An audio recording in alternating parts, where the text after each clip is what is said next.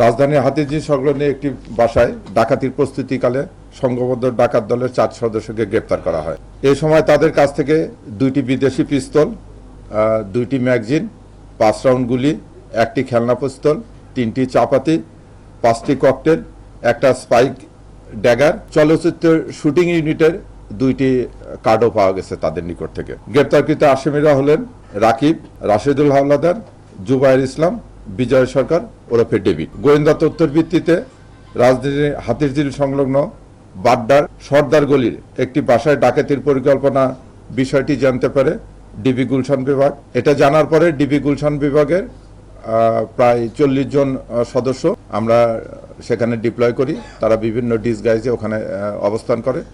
ডাকাত দল যখন ওই গলির ভিতরে ঢোকে তৎক্ষণাৎ ডিবির যে গোয়েন্দা দলের 40 জন সদস্য ছিল তারা তাদেরকে চেস করে ওখান থেকে 4 জনকে হাতে নাতে ধরে এবং 2 জন পলায় যায়। যে 4 জনকে গ্রেপ্তার করেছে তাদের ভিতরে রাকিব যে ডাকাতকে গ্রেপ্তার করেছে তার নামে ইতিপূর্বে 10টা মামলা আছে, ডাকাতি এবং মাদকের সহ 10টা মামলা আছে। বিজয় সরকার তার নামে 6টা ডাকাতি মামলার আছে। এরা একাধিকবার পুলিশের হাতে গ্রেপ্তার হয়েছে। তো এই ডাকাত দলের বিরুদ্ধে আমরা অন্যান্য খোঁজ খবর নিচ্ছি এবং তাদের বিরুদ্ধে আইনগত ব্যবস্থা গ্রহণ এটা প্রক্রিয়াধীন আছে। পাঞ্জাবের জগতে একটি বিশ্বস্ত নাম শাবাব এথনিক ওয়্যার। এটা একটা বিষয় গেল। আর একটা বিষয় হয়েছে যে রাজধানী উত্তরা এলাকা থেকে আমাদের রমনা টিম এক ব্যক্তিকে গ্রেপ্তার করেছে। তার আসলে পরিচয়টা দেব যে কি, তার নামটা আমি বলি।